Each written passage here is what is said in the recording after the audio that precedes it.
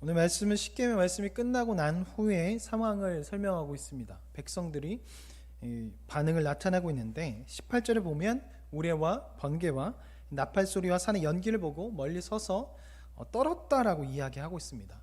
근데 이런 상황은 십계명이 끝나고 난 후에 갑자기 새롭게 나타나는 현상이 아니라 이미 그 전부터 나타났던 현상이 계속 유지되었다고 볼 수 있습니다.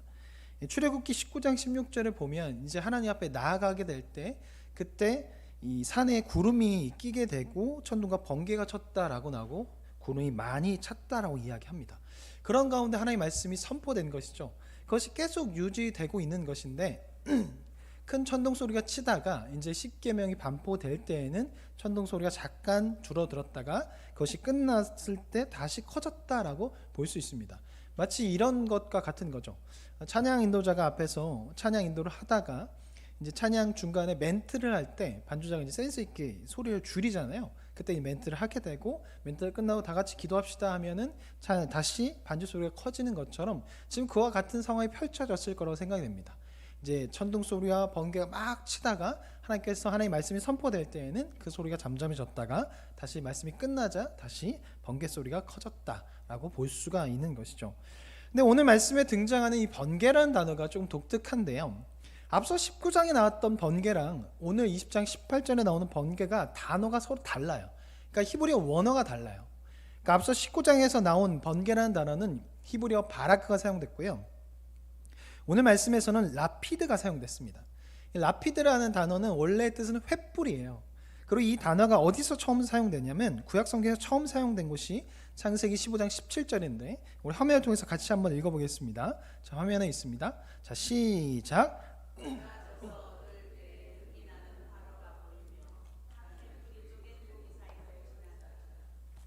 예, 여기서 이 횃불이 바로 라피드인데요.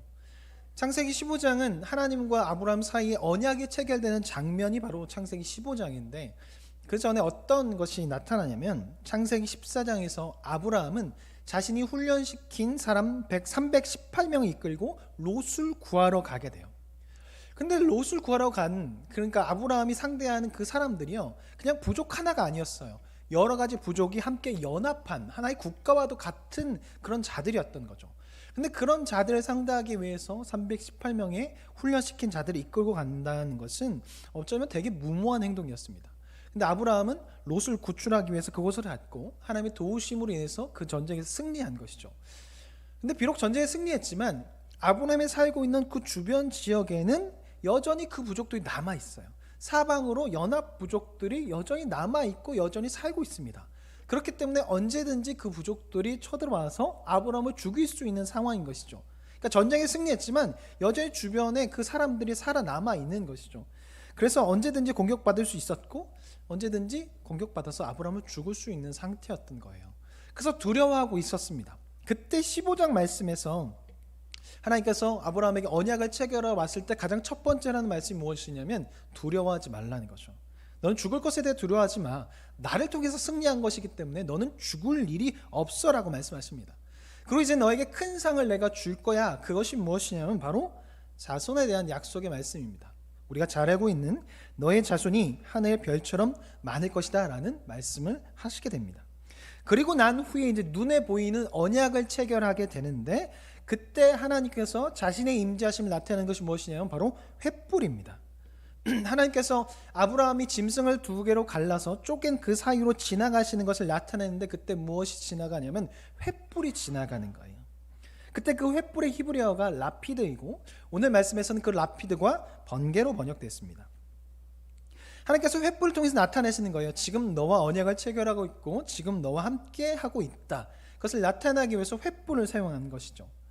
근데 오늘 말씀에서도 이 횃불의 라피드가 번개로 번역되면서 함께 사용됐다는 것은 앞에 나온 창세기 15장과 같은 의미로 사용됐다고 볼 수 있는 것이죠. 시내산에 도착한 이스라엘 백성에게 지금 너에게 임한 나 여호와는 너희 조상의 하나님, 아브라함의 하나님, 이삭의 하나님, 야곱의 하나님, 그래서 약속을 지키시는 하나님, 약속을 이루시는 하나님이다라는 것을 나타내기 위해서 번개를 나타내신 것이죠. 이스라엘은 수백 년 동안 애굽에서 노예로 살았어요. 그렇다 보니까 어떤 보호를 받지 못했죠. 법의 보호를 받지 못했고 어떤 보호 아래 살지 못했습니다. 애굽 사람들로부터 학대를 받았어요. 애굽이라는 나라로부터 보호함을 받지 못했습니다. 그래서 이제 하나님께서 말씀하시는 거예요. 이스라엘에게 법을 주시면서 십계명을 주시고 율법을 주시면서 말씀하시는 거죠. 이제 내가 이 법을 통해서 너를 보호하겠다. 그리고 이 법을 통해서 너희와 언약을 체결하겠다. 나는 너희에게 아브라함에게 언약을 체결하고 약속의 하나님으로 오셨던 것처럼 이제 너희에게도 약속의 하나님으로 오시겠다. 약속의 하나님이 되겠다. 그러니 너도 십계명을 지켜라. 너희가 그것을 지키면 너에게 약속한 내가 모든 것을 이루어 주겠다라고 약속하는 것이 지금 이 장면이라고 볼 수 있는 것이죠. 우리가 이것을 통해서 한 가지 기억해야 할 것은 하나님은 약속을 지키시는 하나님이라는 것을 기억해야 합니다. 그러니까 성경에 나온 대로 이루시는 분이에요. 그렇기 때문에 우리는 무엇을 해야 하냐면 구하라고 하셨기 때문에 우리는 구하는 거예요. 찾으라고 하셨기 때문에 우리는 찾는 거죠. 기도하라고 하셨기 때문에 우리는 기도하는 거예요. 그분의 말씀에 따라 기도하면 되는 거죠. 그럼 하나님은 들으시고 주실 것이에요. 그렇기 때문에 우리는 그 말씀을 따라서 기도하고 구하고 찾는 것이죠. 순종하는 자에게 복을 주신다고 말씀하셨고 순종하지 않고 불순종하는 자에게 벌을 내리신다고 하셨기 때문에 우리는 그 말씀을 따라서 순종하면 되는 것입니다. 우리 이 사실을 기억하며 말씀대로 살아가고 약속을 지키시는 하나님을 믿으며 살아가면 되는 거예요. 근데 우리가 말씀을 따라 살아가야 하는데 우리의 삶을 결정하는 것이 때로는 상황에 따라서 눈에 보이는 것을 따라서 선택하고 결정할 때가 많습니다. 말씀을 따라 살아가다가 갑자기 문제가 발생하거나 어떤 일이 생기게 되면 갑자기 말씀에 대한 믿음보다는 내 눈에 보이는 것을 더 믿으며 선택하려고 해요. 이스라엘 백성들도 그랬죠. 이스라엘 백성들은 눈으로 직접 목격했어요. 수많은 것들을 목격했잖아요. 홍해를 건넜고 10가지 기적을 경험한 자들이 엄청난 것을 경험했어요. 그런데 그들도 얼마 지나지 않아 그들의 눈에 보이는 것들과 상황이 바뀌고 힘들어지자 그들은 이제 약속의 말씀을 붙잡은 것이 아니라 자신이 그동안 해오던 대로 불평하고 불만하고 원망하며 하나님 말씀대로 행하지 않았습니다. 직접 보고 경험한 사람들은 이렇게 넘어지고 하는데 우리야 오죽하겠습니까? 어쩌면 우리는 그들보다 더 쉽게 넘어질 수 있는 존재예요. 더 쉽게 상황과 눈에 보이는 것들이 달라질 수 있는 존재라는 것이죠. 이스라엘 백성들보다 훨씬 더 잘 무너질 수 있는 존재예요. 그렇기 때문에 우리는 믿음을 구해야 하고 그 믿음대로 그 말씀대로 선택할 수 있는 자가 될 수 있게 해달라고 기도해야 합니다. 그리고 인내하는 마음을 구해야 돼요. 욥과 같이 인내하는 자가 되어야 합니다. 야고보서 5장 11절에는 욥을 인내하는 자의 최고봉을 뽑는데 같이 화면을 통해서 야고보서 5장 11절 말씀 한번 읽어보겠습니다. 화면에 있습니다. 시작.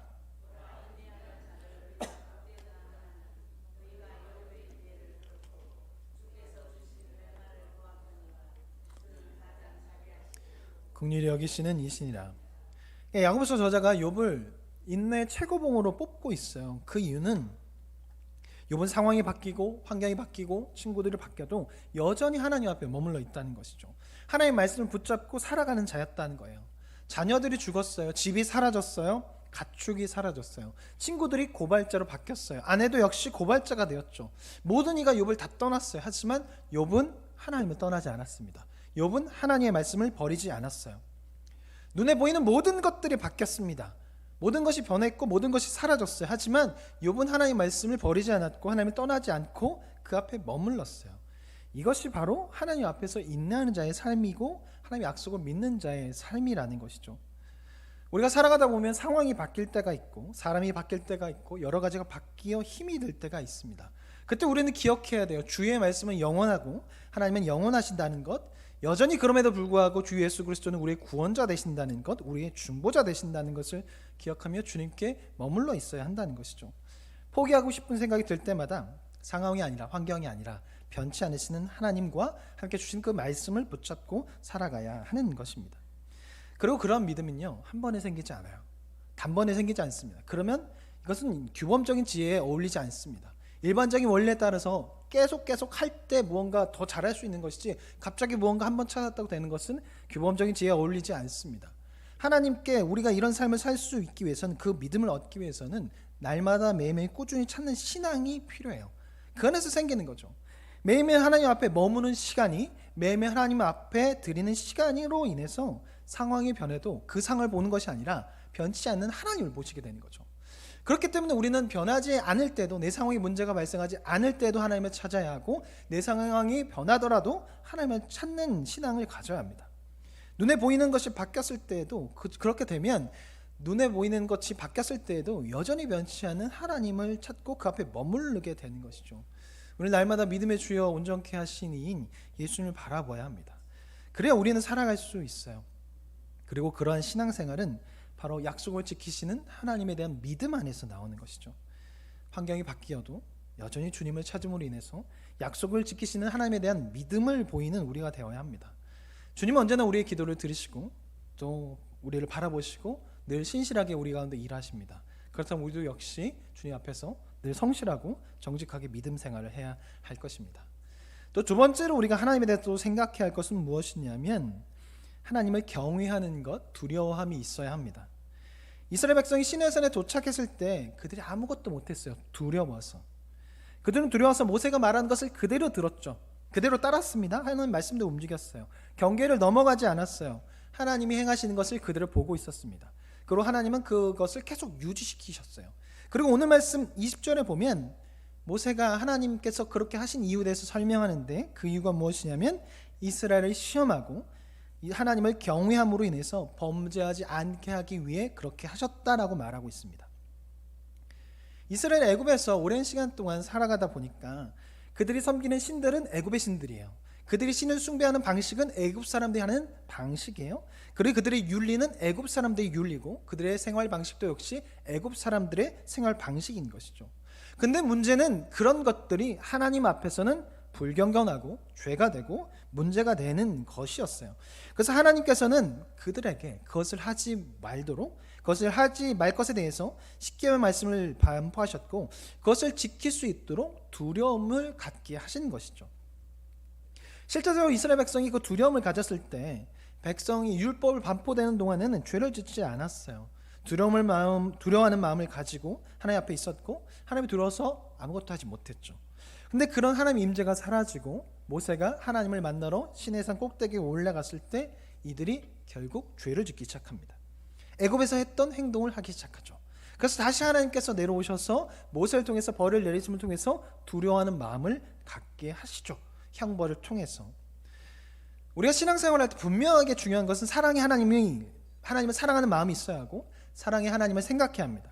근데 그뿐만 아니라 동시에 하나님을 경외하는 마음, 두려워하는 마음이 있어야 해요.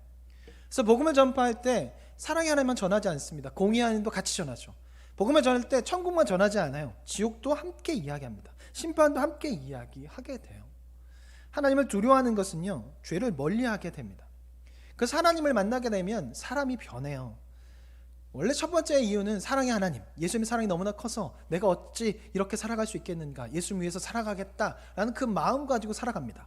근데 삶을 살아가는 중간중간에 하나님을 두려워하는 것 때문에, 경외하는 것 때문에 성령께서 주시는 근심으로 인해서 죄를 멀리하게 되는 때가 있어요. 그렇게 되는 구원을 받은 후에 성령께서 그 마음을 근심케 하고 두려워하게 하여서 죄를 멀리하고 죄를 끊게 하는 그런 작용도 한다는 것이죠. 그런데 문제는 우리가 사랑의 하나님을 너무나 생각하다 보니까 너무나도 편하게 내 마음대로 하나님을 해도 내 마음대로 해도 된다고 생각할 때가 있습니다. 그러나 하나님은 사랑의 하나님과 동시에 공의의 하나님이라는 것을 기억해야 돼요. 하나님은 죄를 싫어하시기 때문에 죄가 있으면 반드시 심판하신 분이라는 것을 기억해야 돼요.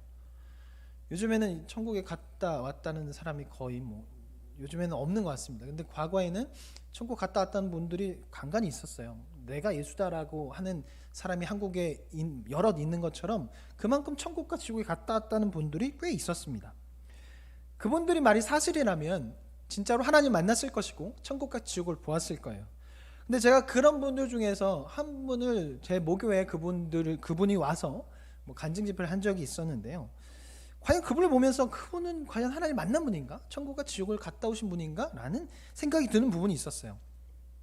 그분의 모습에 지나치게 화가 많았고 그리고 돈에 대해서 너무나 예민했고 또 기다림이 부족했고 또한 그분이 말하는 것 중에서 성경에 부합되지 않는, 성경에 맞지 않는 내용들도 상당수 있었다는 겁니다.